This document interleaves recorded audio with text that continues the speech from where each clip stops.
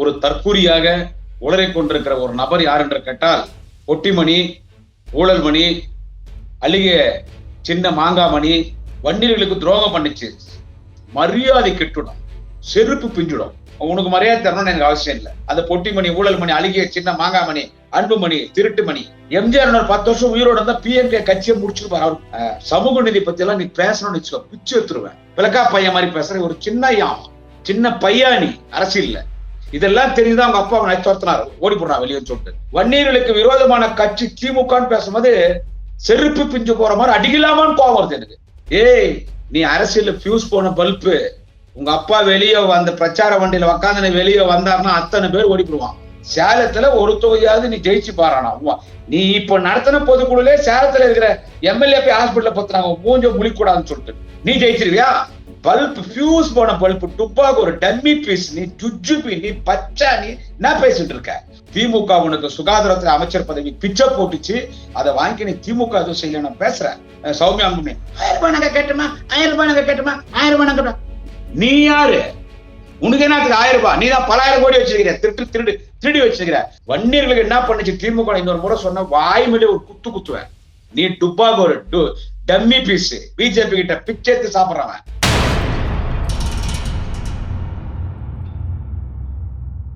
My Chennai 360 YouTube channel நேயர்களுக்கு குடியாத்தம் குமரனின் பணிவான வணக்கத்தை தெரிவித்துக் கொள்கிறேன்.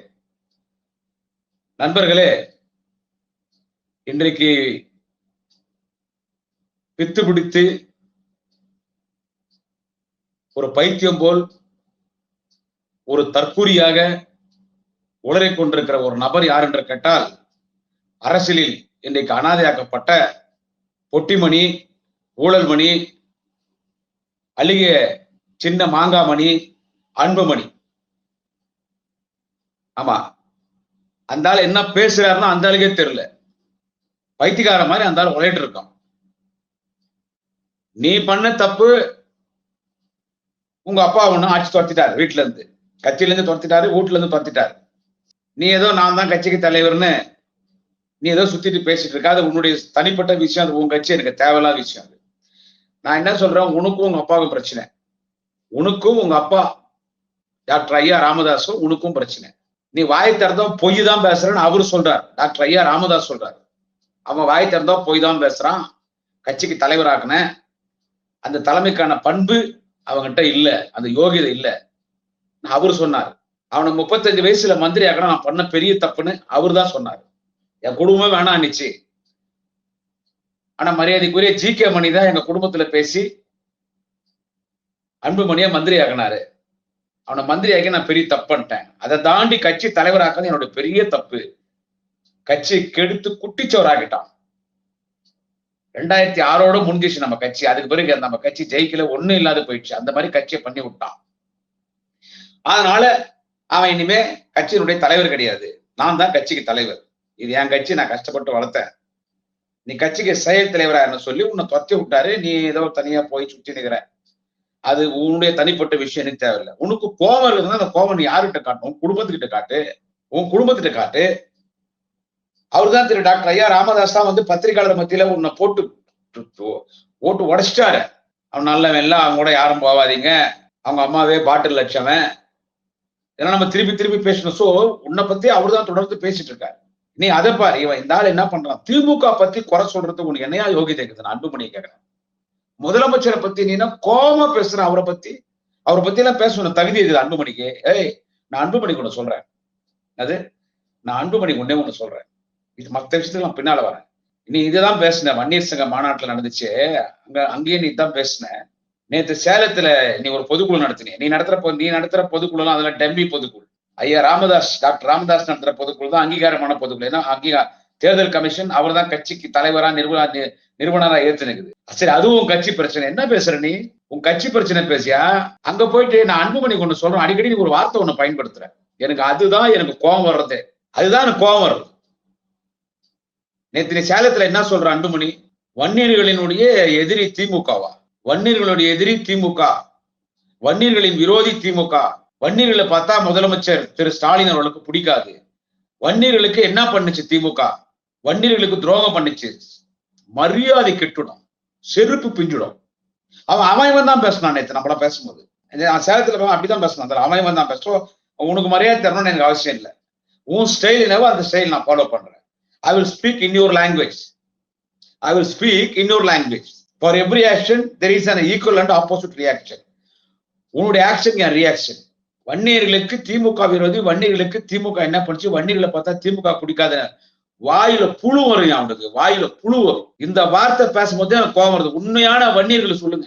தலைவர் கலைஞர் என்ற அந்த மாபெரும் தலைவர் ஓய்வில்லாமல் உழைத்துவிட்டு, ஓய்வுக்கே ஓய்வு கொடுத்து ஓய்வில்லாமல் உழைத்துவிட்டு இன்னைக்கு மெரினாவில் ஓய்வெடுத்துக் கொண்டிருக்கிற முத்தமிழர் டாக்டர் கலைஞர் இல்லைன்னா வன்னியர் சமுதாயம் மோஸ்ட் பேக்வர்ட் கிளாஸ் பட்டியல சேர்ந்திருக்குமா?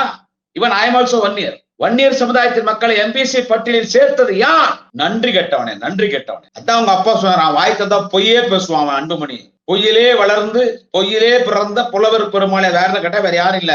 அந்த பொட்டிமணி, ஊழல் மணி, அழுகிய சின்ன மாங்காமணி, அன்புமணி, திருட்டுமணி, பொட்டிமணி, அன்புமணி நீதான். வன்னியர்களே எம்பிஎஸ் பட்டியலில் சேர்த்தது யார்? கலைஞர். அன்னைக்கு எம்ஜிஆர் ஆட்சியில டாக்டர் ஐயா ராமதாஸ் அவர்கள் தமிழ்நாடே ஸ்தம்பிக்கிற மாதிரி ஒரு மிகப்பெரிய போராட்டம் நடத்தினார். 7 நாள். அது நான் சின்ன வயசு பையன் பெங்களூர்ல வந்து மாட்டிக்கணும். நல்லா ஞாபகம் இருந்தது. 7 நாள் கிட்டத்தட்ட 21 பேர் 22 பேர் எம்ஜிஆர் ஆட்சியில சுட்டு கொன்னாங்க. இடஒதுக்கீட்டுக்காக போராடிய தியாகிகளை சுட்டு கொன்னாங்க. எத்தனையோ ஆயிரக்கணக்கான பேர், 40,000 50,000 கிட்டத்தட்ட லட்சம் பேர்ன்றாங்க.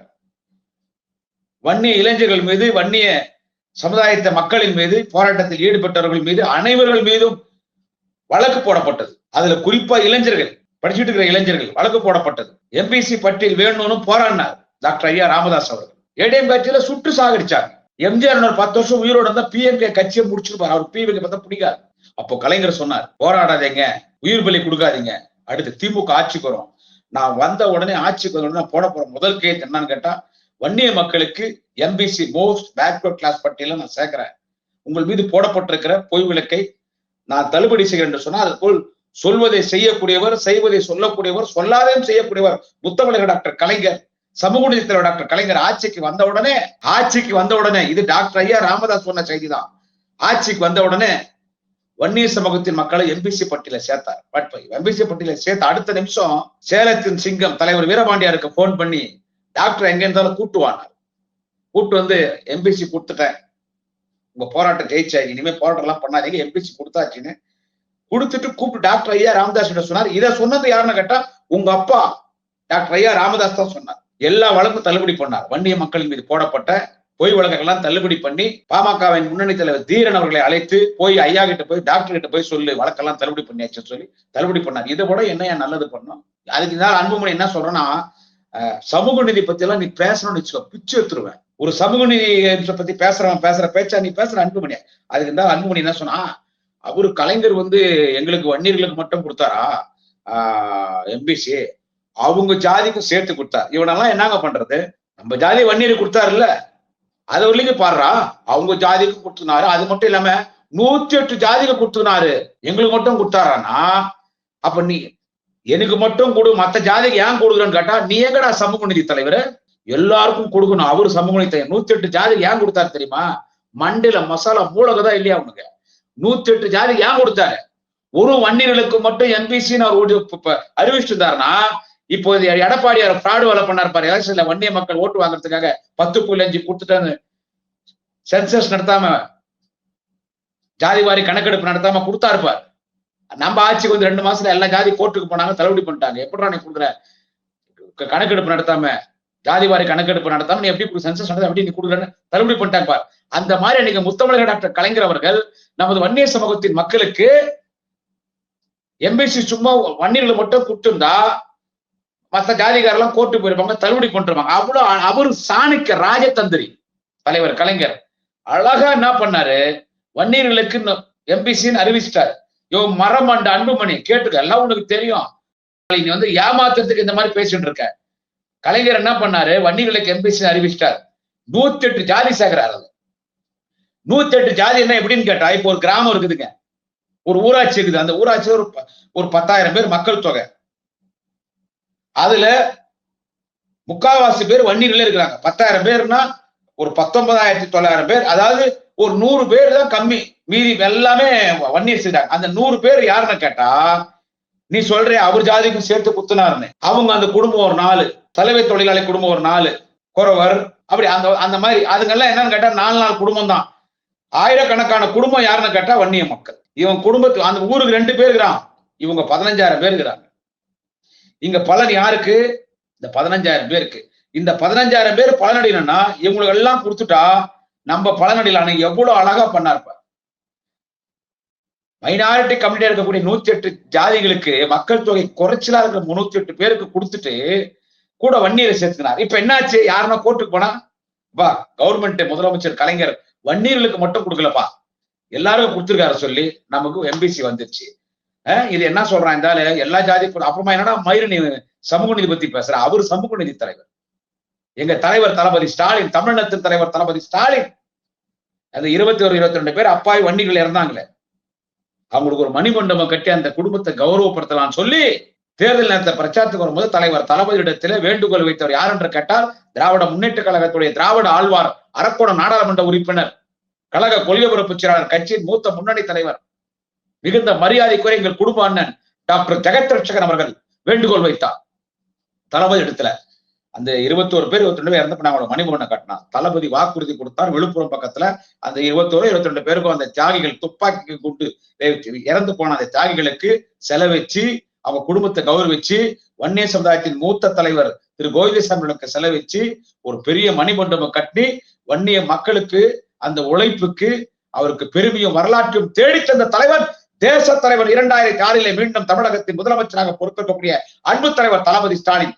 நன்றி கெட்டவனே, நன்றி கெட்டவனே. வன்னிய மக்களுக்கு என்ன பண்ணாங்களா? வேற யாரா பண்ணாங்க? ஜெயலலிதா ஐயா ராமதாஸ் என்ன பண்ணாங்க? அந்த அம்மா அச்சுத்தி போட்டு பஸ்ல அனுப்பிச்சாங்க, கூட்டு வந்து வேலூர் ஜெயில போட்டாங்க. அவர் பாக்குறதுக்கு போனார் கோட்டைக்கு. அப்பதான் நான் கோட்டைக்கு என் கால் கூட படாதுன்னு சொன்னவரு அன்னைக்கு எதுக்கோ போறா ஜெயலலிதா பாக்க. அந்த அம்மா அப்பாயின்மெண்ட் கொடுக்குது, அசிங்கப்படுத்த 2 மணி நேரம் உட்கார வச்சு திருப்பி அனுப்பிச்சிச்சு.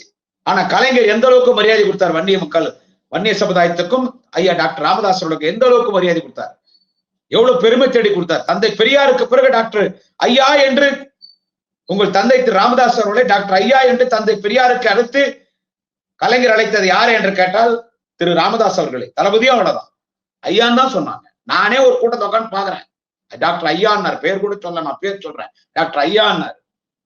எனக்கு எதனா ஒரு தலைவலி என்ன, எனக்கு தைலாபுரத்தோட தான் தைலாபுரம்னு தலைவர் கலைஞர் பேசினவர் தான். அந்த அளவுக்கு மரியாதை கொடுத்தாரு உங்க அப்பாக்கு. டாக்டர் ஐயா ராமதாஸ் அவர்களுக்கு முத்தமிழக டாக்டர் கலைஞர் கொடுத்த மாதிரி மரியாதை யாரு கொடுத்தாங்க? அது வன்னிய சமுதாயத்துக்கு கொடுத்த மரியாதை. இதெல்லாம் தெரியாம பிளக்காத்தனமா பேசுற, பிளக்கா பையன் மாதிரி பேசுற ஒரு சின்ன ஐயா, சின்ன பையானி அரசியல்ல. இதெல்லாம் தெரிஞ்சுதான் அவங்க அப்பா நச்சுறுத்தினார், ஓடி போடுறா வெளியே சொல்லிட்டு அங்க பேசுற வன்னியர்களா. சோ இதை நீ நான் அன்புமணி சொல்றேன், என்ன வேணாலும் பேசு. வன்னியர்களுக்கு விரோதமான கட்சி திமுகன்னு பேசும்போது செருப்பு பிஞ்சு போற மாதிரி அடிக்கலாமான்னு கோவம் வருது எனக்கு. இப்படி எல்லாம் பேசணும் தப்பு நினைக்காது. யோ தலைவர் கலைஞர் இல்லைன்னா வன்னியர் இல்லையா? இன்னைக்கு எங்கேயோ கடத்தல் பையன் நம்ம எல்லாம். இன்னைக்கு டாக்டரு, வக்கீலு, engineer, IAS officer, IPS officer, வெளிநாட்டுல பெரிய அதிகாரிங்க, அரசாங்கத்துல பெரிய அதிகாரிங்க, சமுதாயத்தில் மதிக்கப்படுகிறோம், சமுதாயத்துல உயர்நிலத்தில் இருக்கிறோம் என்ற கட்டணத்துக்கு காரணம் முத்தமிழறிஞர் டாக்டர் கலைஞர் என்கின்ற அந்த ஒரு தலைவன் தான். எம்பிசி கொடுக்காம இருந்தா நிலைமை என்ன? அன்னைக்கு வழக்கு தள்ளுபடி பண்ணாம இருந்தா நிலைமை என்ன? இன்னைக்கு அந்த 21, 28 தியாகிகளுக்கு செலவச்சு, கேஜி கோவிந்தசாமிக்கு செலவச்சு மணிமண்டபம் கட்டி அந்த குடும்பத்தை கௌரவிக்கிறோம்னா என்ன வரலாறு? எவ்வளவு பெரிய பெருமை தட்டி தந்திருக்கார் தலைவர் தளபதி ஸ்டாலின். அன்னைக்கு முத்தமிழறிஞர் கலைஞர். திமுக வன்னியர்களுக்கு எதிரி சொல்றியா? பிளேட்டி நான்சென்ஸ்.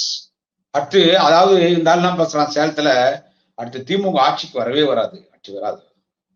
நீ வந்துருவியா அன்புமணி? நீ வந்துருவியா? அடுத்து என்ன சொல்றான் அந்த அங்க உட்காந்துன்னு என்னன்னு கேட்டா, சேலத்துல ஒரு தொகுதியா நீ ஜெயிச்சு காட்டு பாருங்க. அப்பா சாமி, ஏய் நீ அரசியல் பியூஸ் போன பல்பு. உங்க அப்பா வெளியே அந்த பிரச்சார வண்டியில உக்காந்து வெளியே வந்தாருன்னா அத்தனை பேர் ஓடிப்படுவான். ஐயா ஐயா ஐயான்னு ஓடிப்படுவான், உன்னை விட்டு எல்லாம் ஓடிடுவான்.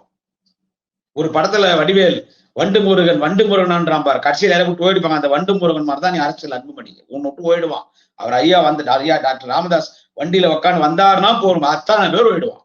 உங்க கூட அவர் வெளியே வரல, நீ கூட்டம் போட்டுக்கான்னு கூட வந்துருக்கிறான். சேலத்துல ஒரு தொகுதியில ஜெயிச்சு பாரு. சேலம் பொதுக்குழுல இவர் பேசுறாரு, ஒரு தொகுதி நீ சேலத்துல நீங்க மயிர் நட்டுடுவீங்களா? சேலத்துல நாங்க ஜெயிக்காத வேற யாரா ஜெயிக்கிறது? சேலத்துல ஒரு எம்எல்ஏ திரு அருள் ராமதாஸ் அவர்கள். சேலத்துல தான் சேலம் டிஸ்ட்ரிக்ட் ஒரு எம்எல்ஏ. ஆத்தூர் தொகுதி தானே அவரு, ஆத்தூர் தொகுதி. சேலம் டிஸ்ட்ரிக்ட்ல திரு அருள் ராமதாஸ் எம்எல்ஏ. நீ சேலத்துல பொதுக்குழு நடத்துற, நீ வரந்தெஞ்சு போய் ஹாஸ்பிட்டல் பார்த்துட்டாரு, நெஞ்சு வலிக்குது. அதே மாதிரி மரியாதைக்குரிய பாமகவின் கௌரவ தலைவர், பாமகவின் முன்னணி மூத்த தலைவர் ஐயா ஜி.கே. மணி, அவரும் போய் ஹாஸ்பிட்டல பார்த்துட்டாரு. இது வெளியே இருந்தா வரணுமேன்னு சொல்லி ஹாஸ்பிட்டல பார்த்துட்டாங்க. சேலத்துல ஒரு தொகுதியாவது நீ ஜெயிச்சு பாரானா? நீ இப்ப நடத்தின பொதுக்குழுல சேலத்துல இருக்கிற எம்எல்ஏ போய் ஹாஸ்பிட்டல பார்த்துனாங்க, மூஞ்ச முழிக்கூடாதுன்னு சொல்லிட்டு. நீ ஜெயிச்சிருவியா சேலத்துல? டெபாசிட் வாங்கி கேட்ட. சேலத்துல யாரு இன்சார்ஜ் தெரியுமா? நீ ஒரு டுபாகோரு. அங்க ஒரு பெரிய தலைவன், கொங்கு மண்டலத்தினுடைய தலைவர் தளபதிக்கு கொங்கு மண்டலத்தினுடைய தலைமை தலகத்தராக இருக்கக்கூடிய மாண்புமிகு அண்ணன் கொங்கு மண்டலத்தின் தளபதி அண்ணன் செந்தில் பாலாஜி, அங்க இன்சார்ஜ். அதை தாண்டி வட்டமுடு கழுகு மாதிரி சுத்தி சுத்தி பார்த்துக்கிறார். அருணை மாநகரத்தின் அருணையாளர் அருணையின் செல்வம், மாண்புமிகு பொதுப்பணித்துறை மற்றும் நெடுஞ்சாலைத்துறை அமைச்சர் எங்கள் குடும்ப அண்ணன் யாவா வேலு, அவர் திட்டிடுகிறார். அதுக்கு முன்னால முதன்மை செயலாளர் மலைக்கோட்டை சிங்கம் மாண்புமிகு அண்ணன் கழக முதன்மை செயலாளர் கே.என். நேரு இருந்தார். இத்தனை பேர் பார்த்துருக்காங்க. அங்க மினிஸ்டர் இருக்கார்.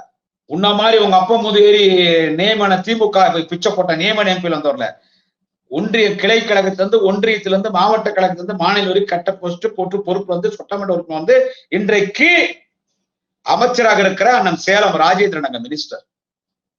அங்க டி.எம். செல்வ கணபதினு ஒரு வீரபாண்டி கட்டபொம்மை மாதிரி அங்க ஒரு தலைவங்கிறார்.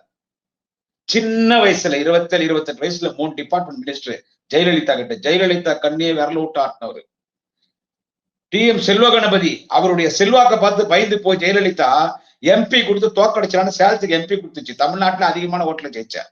கடைசியில சீத்தூப்போன்னு திமுக வந்தார். இன்னைக்கு சேலத்துல அவர் மாவீரன். இன்னைக்கு சேலத்தினுடைய சிங்கமாக இருக்கிறார் அண்ணன் டி.எம். செல்வ கணபதி. இன்னைக்கு அவர் எம்பி.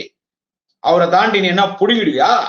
சேலத்துல ஒரு தொகுதி பல்ப் ஃபியூஸ் போன பல்ப் டுப்பாக்கு ஒரு டம்மி பீஸ். நீ ஜுஜுபி, நீ பச்சா, நீ என்ன பேசிட்டு இருக்க? இப்படி எல்லாம் பேசினா கூட கட்சிக்கார உருவாங்கன்னு பேசுறியா? சேலத்துல ஒரு தொகுதி நான் ஜெயிச்சுப்போம். இந்த ஆட்சியில யாரும் நிம்மதியா இல்லை, எல்லாரும் நிம்மதியாகிறாங்க. இந்த ஆட்சியில சொல்றான் அன்புமணி, இந்த ஆட்சியில யாரும் நிம்மதியா இல்லை. எல்லாம் சொல்றான் நிம்மதி. யார் நிம்மதியா? நீ நிம்மதியா இல்ல, எல்லாம் நிம்மதியாகிறாங்க. நீ நிம்மதியா இல்ல, உங்க மனைவி அக்கா சௌமியா அன்புமணி நிம்மதியா இல்ல, உன் குடும்பத்தினுடைய அங்கத்தினர் நிம்மதியா இல்ல. ஏன்னு கேட்டா உங்க அப்பா அடிச்சு வச்சுட்டாரு. நீ கட்சியிலே இல்ல போடா. நீதான் மன உளைச்சல். எல்லாரும் நிம்மதியாகிறாங்க இந்த ஆட்சியில. இன்னைக்கு தமிழ்நாடு தான் இந்தியாவிலே அமைதி பூங்காவனமாக இருக்கிறது. நீ கூட்டணி சேர்ந்துக்கிற, நீ போய் இன்னைக்கு லேபர் ஆகிறப்ப பிஜேபி அவன் குல்பியை தப்பினுக்கிறப்ப அவனாலதான், அவன் தான் இந்த அமைதி பூங்காவனத்தை எதனா ஒரு மதவாத மண்ணை மாத்தி மத கலப்பு உருவாக்கலாம் அவன் தான் பிளான் பண்ணிருக்கிறாங்க. அது அண்ணன் தலைவர் தளபதி அண்ணன் உதயநிதி ஸ்டாலின் அடிச்சு நொறுக்கிடுவாங்க. அந்த வேலையை ஸ்டார்ட் பண்ணியாச்சு. யாரும் நிம்மதியாயிடலாம் அந்த ஆட்சியில. ஒருத்தன் ஒரு பொண்ணு கிட்ட தகராறு பண்ணா 30 வருஷம் ஜெயில் தண்டனை வாங்கி கொடுத்துட்டாரு. திமுக ஆட்சியை குறை சொல்றதுக்கு உனக்கு என்ன தகுதிக்குது? திமுக வன்னியர் விரோதம். அடா பாவி. திமுக எம்பி பதவியை உங்க அப்பா கேட்டாருன்னு கலைஞர் உனக்கு பிச்சை போடல? நீ என்ன தேர்தல் எம்பி மந்திரி ஆன ராஜ்யசபா உனக்கு பிச்சை தானே போட்டாங்க திமுக. எங்க என்ன மாதிரி ஒரு தொண்டனை வர வேண்டியது உனக்கு கொடுத்தாங்க. உங்க அப்பா கேட்டாரு. உங்க அப்பா மேல டாக்டர் ஐயா மேல இந்த ஒரு மரியாதையின் காரணத்தினால அன்னைக்கு கலைஞரும் தளபதி கொடுத்தாரு. அதை தாண்டி சுகாதாரத்துறை அமைச்சர், அது திமுகவுக்கு ஒதுக்கப்பட்டது. உனக்கு ஒரு இணை அமைச்சர் தான், உன் தகுதிக்கு அதுவே அதிகம். இல்ல சுகாதாரத்துறை அமைச்சர் பையன் கேட்கறான், கொடுங்கன்னு போய் கலைஞர்கிட்ட கேட்டோம். அது யாருக்கும் வடமாநிலத்தை கொடுத்துட்டாங்க. குலாம் நபி ஆசாத்தோ வேற யாரோ ஒருத்தருக்கு. அது போய் கலைஞர் போய் உக்காந்து ராத்திரிலாம் உக்காந்து அன்னை சோனியா கிட்ட உக்காந்து பேசி அதை வாங்கி அன்புமணிட்ட கொடுத்தாங்க. பாவி, திமுக எம்பி பதவி உனக்கு பிச்சை போட்டுச்சு, திமுக உனக்கு சுகாதாரத்துறை அமைச்சர் பதவி பிச்சை போட்டுச்சு, அதை வாங்கி நீ திமுக எதுவும் செய்யல. நான் பேசுறேன் போறம்போக்கு. 108 ஆம்புலன்ஸ் கலைஞர் கொண்டு வந்தார், அதை நான் தான் கொண்டு வந்தேன். சரி சொல்லின்னு போ. ஏன் நீ பிஜேபி பார்த்து பயப்படுற? நேற்று என்ன பேசுற? சேலத்துல டொபாக்கோ மாஃபியா, குட்கா மாஃபியா, இதுல என்ன சிக்க வைக்க பார்த்தா? எத்தால கட்டானா வாயால கட்டானுவாங்க. இந்த ஆள் பண்ண தப்பு முதல்ல அத்த இந்த ஆளை நேற்று ஒப்புதல் வாக்கும்போது கொடுத்துட்டான். எனக்கு தெரியுமே, நான் எம்பி அவளை வார்டு கூட ஆனது இல்ல. எல்லா எம்பி யாருன்னா ஒருத்தரோட டெல்லிக்கு போயினே இருப்பேன். பிளைட்ல அவங்க கூட போவான், அவங்க கூட ஒரு சும்மா எல்லா ஏர்போர்ட்டை காப்பாங்க, நீ என்ன வாங்குறப்பா டெல்லியில, இப்படி போறியே இப்படி வரையன்னு. பல ஏரோஸ்டோஸ் எல்லாம் பழக்க மாட்டாங்க, அண்ணா அண்ணான்னு சொல்றாங்க. அத்தனை முறை எனக்கு அங்க என்ன எனக்கு தெரியாதா? You know what is mean by tobacco mafia and gutka mafia? இன்னைக்கு விஜயபாஸ்கர், புதுக்கோட்டை விஜயபாஸ்கர் அந்த டொபாக்கோ குட்கால இன்னைக்கு பலாயிரம் கோடி சம்பாதிச்சாம்பார் ஊழல் பண்ணி. அதுதான் டொபாக்கோ மாஃபியா. குட்கா மாஃபியானா புகையிலை, புகையிலை, குட்கா, பான்பராக். இதுக்கு யாரா அனுமதி கொடுக்கணும்னா, இதை யாரா கண்டிக்கணும்னா ஹெல்த் மினிஸ்டர் வந்து கேட்டாங்கன்னா, நீங்க எதுவும் பண்ண தேவை, சும்மா இருந்தா போறோம், உங்களுக்கு வந்துட்டு டொபாக்கோல ஒரு 1000 கோடி, உங்களுக்கு குட்கால 500 கோடி கொடுத்துட்றோம், நீ வாங்க இந்த 2000 கோடி மேன். என்னத்துக்கு பிஜேபி பார்த்தா பயந்து ஓடி நிக்கிற? என்னத்துக்கு பிஜேபி பார்த்தா பயப்படுற? நீ வாங்க டொபாக்கோ மாஃபியாலையும் குட்கா மாஃபியாலும் 2000 கோடி அன்னைக்கே. எவ்வளவு பெரிய துட்டு இன்னைக்கு அது? 2000 கோடி. உனக்கு பணம் செட்டில் பண்ணது எங்க நான் சொல்லிட்டா அன்புமணிக்கு? உனக்கு பணம் இதெல்லாம் உங்க கட்சிக்காரனுக்கு தெரியாது, பாவம். அவங்க அத்தா அவங்க அம்மானு கமெண்ட் பண்றான். சரி, அவனுக்கெல்லாம் விட்டு சாப்பிடுறவங்க, அதனால எங்களுக்கு அதே மாதிரி கமெண்ட் பண்றான். பண்ணா பண்ணின்னு போட்டோம். எங்க உனக்கு பணம் செட்டில் பண்ணிட்டாங்க நான் சொல்லிட்டா? உனக்கு 1000 கோடி, ஒரு 1000 கோடி பெங்களூர்ல செட்டில் பண்ணாங்க. இன்னொரு 1000 கோடி எங்க செட்டில் பண்ணிட்டாங்க? எங்க செட்டில் பண்ணாங்க நான் சொல்லிட்டா? இன்னொரு 1000 கோடி ஒசூர்ல செட்டில் பண்ணாங்க. அந்த பணம் எப்படி வந்துச்சு? நீங்க பிரச்சார வண்டி பயன்படுத்துறீங்க, அந்த பிரச்சார வண்டியில அந்த பணம் வந்துச்சு. ஏன்டா இதெல்லாம் என்ன சொல்ல சொல்றியா நீ? அடுத்து என்ன சொல்ற? எங்களுக்குள்ள வந்து சண்டை, இவங்களுக்குள்ள சண்டை விடுறது திமுக. திமுக வேற வேலை இல்ல. இன்னொன்னு சொல்றாங்க, அதாங்க. அதாவது என்னன்னு கேட்டா, அவங்களுக்கு தைரியம் கிடையாது திமுகக்கு. எங்களை மாதிரி தைரியம் கிடையாது. எதிர்த்து நிற்கிறதுக்கு திமுகக்கு தைரியம் கிடையாது. அவங்க வந்து என்னன்னு பண்ணா, அதாவது வந்து என்ன சொன்னானே, அதால தைரியம் கிடையாது. அவங்க வந்து கலவரத்தை உண்டுவாக்குவாங்க, சதி பண்ணுவாங்க, குறுக்கு சால் ஓட்டுவாங்க, சிலிமுசம் பண்ணுவாங்க, பின்னால இருந்து சண்டை மூட்டி விட்டுருவாங்க. அவங்களுக்கு தைரியம் கிடையாது. வந்து இது எங்க வர சொல்ற? எங்க வீட்டுக்கு 2 முறை வந்து அவன் கட்சிக்காரன் செருப்படி, நான் எடி பேடி பொம்பளைங்க கட்சி தொத்தி விட்டாங்க, போலீஸ்கிட்ட புடிச்சு குத்தோம். திமுகக்கு தைரியம் இல்ல. ஏய் டுபாகர், உங்க அப்பா முதுவேரி அரசியலுக்கு வந்தாங்க, 14 வயசுல அரசியலுக்கு வந்தார் தலைவர் தளபதி. புயல் குணத்தோடு போர்க்குணத்தோடு மிஸ்ஸாவை மிரள வைத்த தலைவர் தளபதி. ஓராண்டு காலம் மிஸ்ஸால் இருந்தாரு ஜெயில. மிஸ்ஸான சாதாரணம் கிடையாது. கொடுத்ததே குஷ்ரோகி ரூம் கொடுத்தான், சாப்பாட்டுல மண்ணு கலந்தான், அடிச்சா, சாகடிக்க பார்த்தான், சிட்டி பாபருக்காக இறந்தான். 1 வருஷம் மிஸ்ஸாவை மிரள வைத்த தலைவர், மிஸ்ஸாவை மிரள வைத்த தலைவர். டே, அந்த ஜெயிலுக்கு போயிருந்தானே நீ போய் பிஜேபி குல்பிஎஸ் உங்க அப்பன் கால போய் புடிச்சுக்கிறேன், நீ உன் பொண்டாட்டியும் பிஜேபியோட கூட்டணி போனா, இல்லைன்னா எனக்கு கொல்லி போட்டுன்னு சொன்னேன். ஏன்டா அவளை பயப்படுற? பிஜேபி பார்த்தா திருடி போட்ட திருட்டு பையன், பயந்து போயேன் ஜெயிலுக்கு. யாரை பார்த்து பயந்தாங்குழி என்ற? தைரியமா கில்லியா பேசினார் பாடுறா. எவ்வளவு பெரிய பிரச்சனை வந்துச்சு, ஆட்சியா போனாலும் பரவாயில்ல, சொன்னது சொன்னதான். சனாதனத்தை ஒழிப்பேன் என்று சொன்னதான், சனாதனத்தை ஒழிப்பேன். கடைசியில உலகமே அவரை பாராட்டுச்சு. இன்னைக்கு வரைக்கும் தைரியமா நிக்கிறான் பார். இன்னும் ரைடே உள்ள, அதுக்கு பயந்து நான் கூட கூட்டணி போட்டு நான் கூட முட்டிக்கால் போட்டு காணுகிறேன். எங்களுக்கு ரைடு விட்டேங்கிறான், பழி வாங்கணும், பயப்படுத்தணும்னு. we are ready to face. நீ எத்தனை ரைடு விட்டேங்கிறான் மோடி கவர்மெண்ட்ல. அச்சார் பாருங்க அண்ணா உதயநிதி ஸ்டாலின், நாளைய தமிழக வாலிப Kalaignar, get out Modi, get lost Modi அண்ணார். யாரை பார்த்து தைரியம் இல்லைன்னு சொல்ற? தொடநடிகை பையா. யாரை பார்த்து? திமுக பார்த்தா தைரியம் இல்லைன்னு சொல்ற? Bloody nonsense. திமுக தொண்டன்டா, திமுக உறுப்பினரா சேரும் போதே வாய்க்கரிசி போட்டுதான் வந்துக்கிறான் திமுக. யாருக்கு தைரியம் இல்லைன்ற? நீ எவ்வளோ காலிகராடா பண்ற, உங்க கட்சிக்கார எவ்வளவு போன் பண்றான், பாமக எப்படி பண்ணி எதிர்க்கிறேன், பாமகவை எதிர்த்து பேசுறேன். நீ பேசதான் நான் பேசுறேன், என்ன சொல்றது, வெளியே சுத்தின்தாங்கிறேன். நான் ஒருத்தம் பார்க்க தைரியம். திமுக தைரியம்னா திமுக தைரியம். தலைவர் தளபதி, கலைஞர், இன்னைக்கு அண்ணன் உதயநிதி, தைரியம் இல்ல திமுக. நேருக்க மோதிரேனா வா, மோதலாம் வா. ஒரு தொகுதியில உன் தலைமையில நிக்கிற வேட்பாளர் ஒரு தொகுதியில ஜெயிக்க முடியாது. பெத்த அப்பனை மதிக்க தெரியல, பெத்த தாயை மதிக்க தெரியல, தந்தை சொல் மிக்க மந்திரம் இல்லை, தாயை சிறந்த தெய்வம் இல்லைன்றாங்க, அவங்களே மதிக்க தெரியல. நீ என்ன உங்க அப்பா உன்னை காரி துப்புறாரு, திமுக தான் சண்டை விடுதான் இவங்களுக்குள்ள, வேற வேலை இல்லை பாரு. நீ எங்களுக்கு ஒரு ஆளே கிடையாது, நீ எல்கேஜி பாய். திமுக பொறுத்த வரைக்கும் திமுக தான் சண்டை விடுதான். நேற்று டாக்டர் ஐயாவை கேட்கிறாங்க, இந்த மாதிரி அன்புமணி சொல்றாரு திமுக தான் சண்டை விடுதுன்னு. அது அப்பட்டமான பொய்ங்க. வாய் தந்தா பொய் தான் பேசுவான். இதுக்கும் திமுக எந்த சம்பந்தம் இல்லன்ட்டார். இதுக்கும் திமுக எந்த சம்பந்தம் தெளிவாயிட்டாது. இப்போ என் தலைமையில தேர்தல் நடக்கும். நான் என்ன ஒரு மயிரை கூட நீ புடுங்க முடியாது. பாட்டாளி மக்கள் கட்சி விவகாரம் பேசக்கூடாது. இருந்தாலும் எனக்கும் கொஞ்சம் அரசியல் தெரியும். எலெக்ஷன் கமிஷன் யாருக்கு தெரியுமா அங்கீகாரம் கொடுக்கும்? பாட்டாளி மக்கள் கட்சியினுடைய உண்மையா யாருக்கு தெரியுமா? பாட்டாளி மக்கள் கட்சி சொந்தம் உனக்கு இல்ல. பாட்டாளி மக்கள் கட்சி எலெக்ஷன் கமிஷன் யாருக்கு சொந்தம்னு கேட்டா டாக்டர் ஐயா ராமதாஸ் அவருக்கு தான் பாட்டாளி மக்கள் கட்சி சொந்தம்.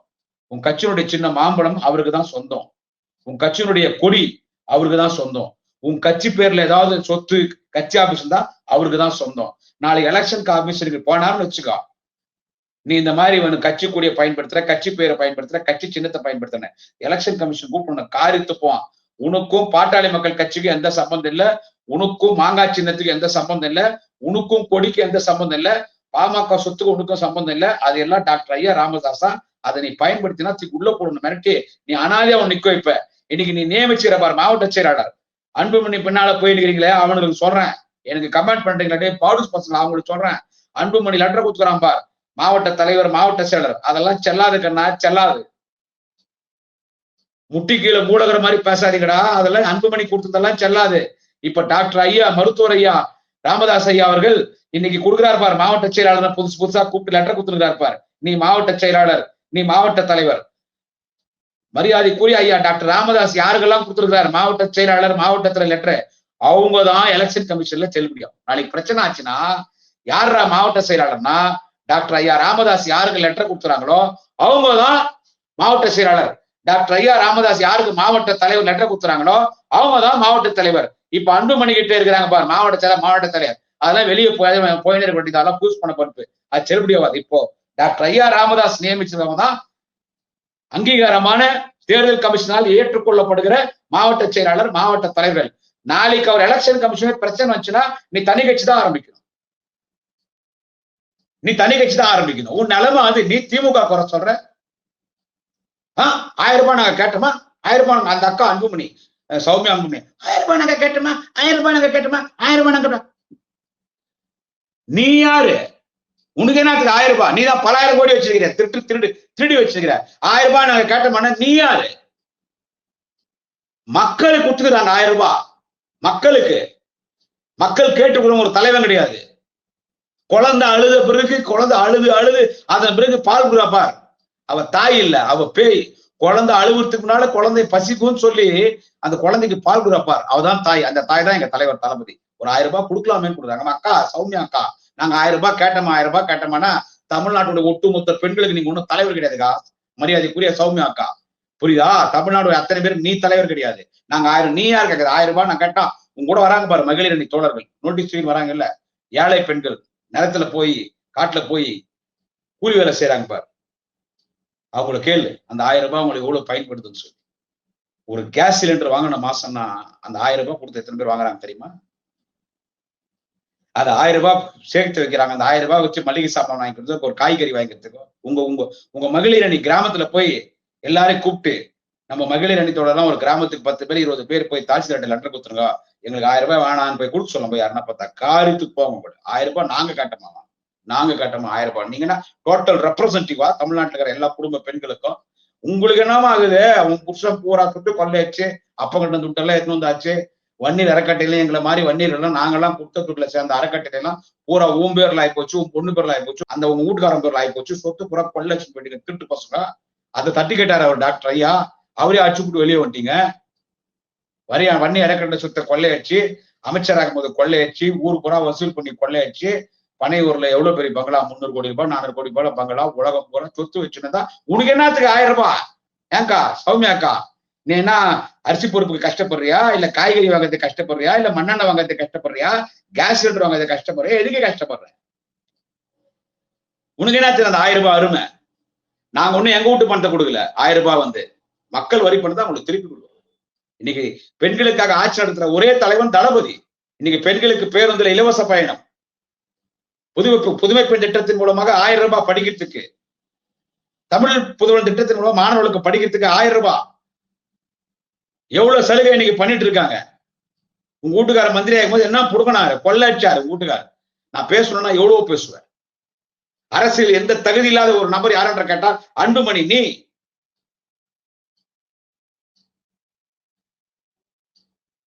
தளபதியை பத்தி குறை சொல்றேன். அடுத்து நீங்க எப்படி ஆட்சிக்கு வந்துறீங்க? கவுண்ட் டவுன் ஸ்டார்ட், அவ்வளவுதான், நீங்க முடிஞ்சிட்டீங்க. போடா டே, போடா பையா டே, கவுண்ட் டவுன் ஸ்டார்ட். நாங்க ஆட்சிக்கு வராத வேற யாரும் ஆட்சிக்கு வர்றது? உனக்கு கவுண்ட் டவுன் ஸ்டார்ட். உன் கதை முடிஞ்சு போச்சு.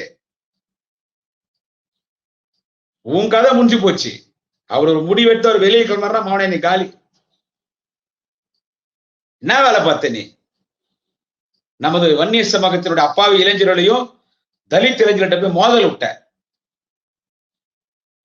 ஜாதி சண்டை உருவாக்கணும். வெறி வெறி வெறி வரணும், வெறி வரணும். போ அடி, ஜாதி சண்டை போடு, ஜெயிலுக்கு போ. உன் பொண்டாட்டி பசங்க எல்லாம் நடுரோட்ல நிக்கிட்டு அப்பா அம்மா எல்லாம் பிச்சு எடுக்கட்டும். நானே என் பொண்டாட்டி என் பசங்க எல்லாம் நாங்க சந்தோஷமா இருக்கிறோன்னு பசங்களை தவறா பயன்படுத்துறீ. அதெல்லாம் இப்ப அவர் உணர்ந்துட்டார். ஆவன்னா எழுச்சி தமிழன் திருமாவளவன் பேசுறது, ஏன்னா ஜாதி காதல் தொடர்றதுக்கு. அண்ணன் எழுச்சி தமிழர் அண்ணன் திருமாவளவனோட உனக்கு புத்திமதி சொல்லுகிறார். ஆயிரம் நாள் அப்பா மதிக்கணும், அப்பா கிட்ட போ, இப்படிதான் நம்பக்கூடாதுன்னா. அதை குறிச்சு டாக்டர் ஐயா ராமதாஸ் கேள்வி கேட்டாங்க, இந்த மாதிரி திருமாவளவன் சொல்லுகிறாருன்னு. எனக்கு திருமாவளவனுக்கும் நல்ல நட்பு உண்டு. திருமாவளவனுக்கு பத்தியே நான் ஒண்ணு நினைச்சு கவலைப்படுறேன். என்னன்னு கேட்டா, அவர் திருமணமே பண்ணிக்கலையே. அவர் திருமணம் பண்ணிக்கணும். அவரு இருந்தாலும் எனக்காக அவர் பேசுறதுக்கு நான் நன்றி சொல்றேன் தம்பி திருமாவளவனுக்கு. ஆனா நீ இந்த மாதிரி பண்ண நல்லதாண்டாப்பா. உன் கட்சி சுத்தமாயிடுச்சு, நீயும் ஒழிஞ்சுக்கிட்ட. அவர் கேக்குறாரு, மன்னிப்புக்கு வந்து வீட்டுல வந்து மன்னிப்பு கேட்டா ஏத்துக்குவீங்களான்னு பாட்டு பாடினார். அந்த பாட்டு எனக்கு வந்து போச்சு. பாட்டு பாடுறாரு. அவர் முகத்தை பார்க்கும்போது உனக்கு மன்னிக்கிற மாதிரி தெரியல. நீ எவ்வளவு கேலியா பேசுற மேடையில. அதான் உங்க அப்பாவை, உனக்கு ஹார்ட் ஆபரேஷன் ஆயிடுச்சு, 10 வருஷம் ஆயிடுச்சு, உனக்கு பிபி இருக்குது, சுகர். அப்படின்னா என்ன அர்த்தம்? மூடி நீ வீட்டுல இருந்து நான் பாத்துக்கிறேன்னு அவர் அழகா சொல்லிட்டார். சக்கர நாற்காலியில் அமர்ந்து கொண்டு ஆட்சிக்கு வந்து 5 வருடங்கள் சிறப்பாக ஆட்சி நடத்தினார் நண்பர் முத்தமிழர் டாக்டர் கலைஞர். எனவே இங்க வயசு தேவையில்லை, தைரியம் தேவை. இந்த வயசுல எனக்கு தைரியம் இருக்குதுன்னு தைரியமா அந்த மனுஷன் வெளியே வந்துக்கிறார். அவர் ஒண்ணு எங்களை கூட்டணி வேணா ஆசையில் அவர் எங்களை எழுத்து நிக்கட்டும், அவர் எழுத்து வேட்பாளர் போட்டா அதுக்கதே வேற. ஆனா நியாயம் ஒண்ணுக்குது. தம்பி ஸ்டாலின் நினைச்சா முடியும். தம்பி ஸ்டாலின் முடிப்பாருன்னு பேசுறாரு இன்னைக்கு. எங்களுக்கு திமுக தொண்டர் யாருமே எதிரி கிடையாதுடா. ஏடிஎம் கூட கிடையாது. பிஜேபி கூட ஒரு பக்கம் வச்சிருக்காங்க. வடமாநிலத்தில் நாங்க ஆச்சு துரத்திடுறாங்க. பட்டா உன்ன மாதிரி விஷக்கிருமிகளை, அந்த பாம்பை விட மோசமானவன் ஜாதி கலவரத்தை தூண்டுறப்பா. உன்ன மாதிரி ஆள்லாம் மண்ணில் வளர்த்து விட ஜாதி கலவரத்தை தூண்டி இருக்கிறப்பா உக்காந்துக்குன்னு என்ன சொல்றது? திமுகவை என்ன நீ புடுங்க முடியும்? தைரியங்கதா திமுகங்கிற நீ என்ன அவ்வளவு பேர் ரவுடியா? நீ அவ்வளவு பேர் ரவுடியா? நீ அவ்வளவு பேர் ரவுடியா? நீ பாரங்கோழி மாதிரி நோம்ப படிச்சுட்டு உங்க அப்பா உன்னை அப்படியே கூட்டிட்டு வந்து தலைவராக்கி, எம்பி ஆக்கி, உன்னை மந்திரியாக்கி, உன்னை கட்சிக்கு தலைவராக்கி உன்னை விட்டா நீ திமுக பார்த்து நீ பேசுறியா? Bloody nonsense. சாதாரண குடியாத்தம் குமரனுடன் ஈக்குவல் கிடையாது. திமுக எவ்வளவு பெரிய தலைவர் தளபதி அவரு. வன்னியர்களுக்கு என்ன பண்ணுச்சு திமுக? இன்னொரு முறை சொன்ன வாய்மொழி ஒரு குத்து குத்துவேன். வன்னியர்களுக்கு திமுக இல்லைன்னா நம்ம சமுதாயம் உயர்ந்திருக்க முடியாதுடா. அந்த தலைவன் கலைஞர் கடவுள்டா வன்னியர் சமுதாயத்தின் மக்களுக்கு. அந்த தலைவன் தளபதி ஸ்டாலின் கடவுள்டா வன்னியர் சமுதாயத்தின் மக்களுக்கு. 10.5 திமுக ஆட்சியில 2026 மீண்டும் ஆட்சிக்கு வந்த பிறகு ஜாதிவாரி கணக்கெடுப்பு நடத்தப்பட்டு 2026 2வது முறை முதலமைச்சராக தலைவர் தளபதி பொறுப்பேற்ற பிறகு இந்த தலைவன் தலைமைதான் அந்த தலைவன் கலைஞர் எம்பிசி பட்டியலை சேர்த்தார். இந்த தலைவன் தலைவர் தளபதி தான் நமது வன்னியர் சமூகத்தின் மக்களுக்கு 10.5 கொடுக்க போறாங்க. அன்புமணி, இதெல்லாம் உனக்கு தெரியும். கட்சியை நம்ம கேப்சர் பண்ணோம். கட்சி நான் ஒண்ணு சொல்றேன் கேளுங்க சார். அவர் மட்டும் வண்டி ஏறிட்டாருன்னு வச்சுக்கோ, கதை முடிஞ்சிச்சு. அவ்வளவுதான். வண்டி ஏறிட்டாருன்னா கதை முடிஞ்சிச்சு. நான் திரியும் சொல்றேங்க. அந்த கட்சியில் உங்களுக்கு சொல்றேன். என்ன சொல்றது? நானும் உங்களோட கூட்டணியில் இருந்துக்கிறோம், அமைச்சரோட இருந்துக்கிறோம், தமிழ்நாடு கூட்டணியில் இருந்துக்கிறோம். அப்போ நெல்லிக்குப்பம் 96 இடைத்தேர்தல்ல நெல்லிக்குப்பம் கிருஷ்ணமூர்த்தி அந்த ஒண்ணு விசி சண்முகம் நின்னார். இதெல்லாம் அன்புமணிக்கு தெரியாது. விசி சண்முகம் நின்னார் நெல்லிக்குப்பத்துல இடைத்தேர்தல்ல. அப்ப ஐயா ராமதாஸ், டாக்டர் ராமதாஸ் பிரச்சாரத்துக்கு வரார். முன்னால ஜீப்ல அப்ப பிரச்சாரம் பண்ணது யார் தெரியுமா? திண்டிவனத்தின் திருவிழாக்கு வருகிறார் டாக்டர் ஐயா வருகிறார்னு பேசின. அப்ப எனக்கு தெரியாது, சின்ன பையன் டாக்டர் ராமதாஸ். போலீஸார் ஓடின்னு சொன்னாப்பா, அப்படி சொல்லக்கூடாதுப்பா ஐயான்னு சொல்றாங்க. பேசினவங்க யார் திருமணிக்கு நாங்க போனது? இன்னைக்கு உயர்கல்வித்துறை அமைச்சராகிறாரு மாண்புமிகு அண்ணன் கோவி செழியன். அன்னைக்கு ஜீப்ல டாக்டர் ஐயா வண்டிக்கு முன்னால போனது கோவி மாண்புமிகு இன்றைய உயர்கல்வித்துறை அமைச்சர், அன்றைக்கு சென்னை மாவட்டத்திலே மாணவர்களுடைய துணை அமைப்பாளர், சட்டக்கல்லூரி மாணவராக இருந்த அண்ணன் கோவி செல்லியன், அவருக்கு துணை பேச்சாளராக குடியாத்தம் குமரன், சைதை சாதிக், கந்திலி கரிகாலன், இன்னைக்கு கவர்னரால் தகவல் தொழில்நுட்ப ஆணையராக கவர்னரால் நியமிக்கப்பட்டிருக்கிற விபிஆர் இளம்பரதி, முன்னாள் சட்டமன்ற உறுப்பினர், இன்னைக்கு தொழிலாளர் வாரிய தலைவராக நெல்லிக்குப்பம் புகழேந்தி, இத்தனை பேர் நாங்க போறோம். அவர் சாப்பிடும் போது வண்டி அந்த பேச்சாளர்களை கொடுங்கன்னாரு. நாங்களும் ஒர்க் பண்ணிருக்கிறோம். அந்த எண்ணத்துல தான் நான் சொல்றேன், அவர் தேர்தல் கமிஷன் போயிட்டாருன்னு வச்சுக்கோ, என் கட்சியை வந்து கேப்சர் பண்ண பாக்குறான்னு சொல்லிட்டுன்னு. தேர்தல் கமிஷன் வந்து அவங்க வெளியிடுவாங்க பட்டியல, யார் மாவட்ட செயலாளர், யார் மாவட்ட தலைவர்னு. இதை நான் சொல்றதை தெளிவா கேட்டுங்க. அவன் பின்னால போய் சுத்துறீங்க இல்ல. டாக்டர் ஐயா ராமதாஸ் யாருக்கு மாவட்ட செயலாளர் கடிதம் கொடுத்திருக்காங்களோ அவங்கதான் தேர்தல் கமிஷனால் அங்கீகரிக்கப்படுகிற மாவட்ட செயலாளர். டாக்டர் ஐயா ராமதாஸ் கையெழுத்து போட்டது. அவர் யாரு மாவட்ட தலைவராக லெட்டர் கொடுத்திருக்காங்களோ அவங்க தான் அங்கீகரிக்கப்பட்டவர். அவர் யார் யார நிர்வாகிகளை நியமிச்சிருக்காங்களோ அவங்க தான் அங்கீகரிக்கப்பட்ட நிர்வாகிகள். அன்புமணி கொடுத்ததெல்லாம் செல்லாத போக்கஸ், அதெல்லாம் இது முதல்ல தெரிஞ்சுக்கினேன். அப்புறமா அந்தாலும் பின்னால போங்க. அவர் ஒரு முடிவு எடுத்து வந்துட்டாருன்னு வச்சுக்க, வண்டி ஏறினேன் நிபந்தனை ஆதரவு திமுக தரன பிரச்சாரத்தை கிளம்பிட்டாருன்னு வச்சுக்கா, அவர் தெருவுக்கு வந்தாருன்னு வச்சுக்கோ, உங்க கூட அத்தனை பேர் அவர் ஐயா பின்னால் விடுவான். நான் அவளை எவ்வளவு பேசிக்கிறேன், நாளைக்கு திரும்பி பேச வேண்டிய சூழ்நிலை வரலாம். ஆனா இன்னைக்கு நீ போய் உன் கட்சி பேசணும், என்னடா நீ போய் என் தலைவர் தளபதி பத்தி பேசினுக்கிற, எனக்கு திரும்பி கோவம் வருது. என் ஆட்சி பத்தி நீ என்னடா குறை சொல்றது? நீங்க புடிவிடுவியா? 35 வருஷம் ஆச்சு நம்மளால ஆட்சி வர முடியல. நம்ம யோ ஓடிபுடு, நீ முறையா அப்பனா ஜெயிச்சு 2வது முறை தேர்தல் எம்பி ஜெயிச்ச தருமபுரியில எப்படி ஜெயிச்ச? தர்மபுரியில நீ கூட ஒரு கிராமத்துக்கு போகாம இருப்ப, குடியாத்துக்கு கூட போகாத கிராமம் இல்ல. முதல் முறை தாமரை செல்வன், எங்களுடைய குடும்ப அண்ணன் மரியாதைக்குரிய வழக்கறிஞர் தாமரை செல்வன், உயர் நீதிமன்றத்தினுடைய உயரிய வழக்கறிஞர் அண்ணன் தாமரை செல்வன் அங்க எம்பி அணிக்கும் போது தேர்தல் பொறுப்பாளர் யார் என்று கேட்டார். மிகுந்த மரியாதைக்குரிய நாடாளுமன்ற உறுப்பினர் அண்ணன் TM செல்வகணபதி தேர்தல் மண்ண பேய் மாதிரி வேலை செய்வாரு. அன்னைக்கு குடியாத்த குமரனையும் கந்திரி கரிகாலையும் கூப்பிடணும், நாங்க தான் சுத்தி சுத்தி பிரச்சாரம் பண்ணோம். 2வது முறை அவரே எம்பி நிக்கிறார். அப்ப நீ வந்து நிக்கிற, நீ ஜெயிச்ச, எப்படி ஜெயிச்ச?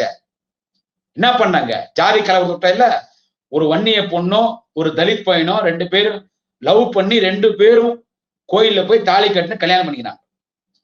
அவங்க தனியா போயிட்டாங்க, புருஷன் முன்னாடியே வாழ்ந்துக்கிறாங்க. அவங்கள போய் பிரிக்கிறாங்க. இந்த பாமககாரன் போய் அந்த பெண்ணு வீட்டுல போய் சொல்லி பிரிச்சிட்டாங்க. அது பெரிய பிரச்சனை தருமபுரியில. தலித் மக்களுக்கும் வன்னியர்களுக்கும் சண்டை விட்டாங்க, பாமககாரன் பிரிச்சிட்டாங்க.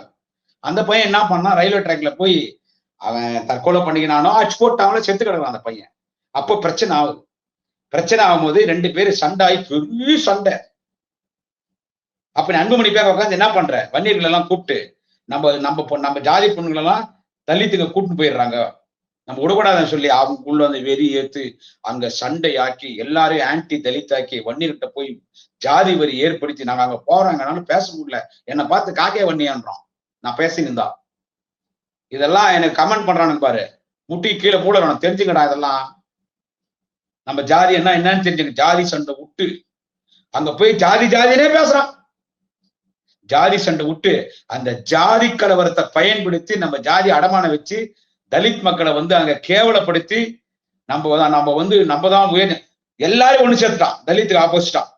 அப்படி ஜெயிச்சவன் அங்க எம்பியா நியாயமான முறையில ஜெயிக்கல. அதன் பிறகு ஜெயிச்சியா? நீ எம்பியா இருக்கும்போதே பெண்ணாகத்துல போய் எம்எல்ஏ என்ன மாற்றம் முன்னேற்றம் மயிறு அன்புமணின்னு சொல்லி ஜெயிச்சியாங்க? தோத்த இல்ல.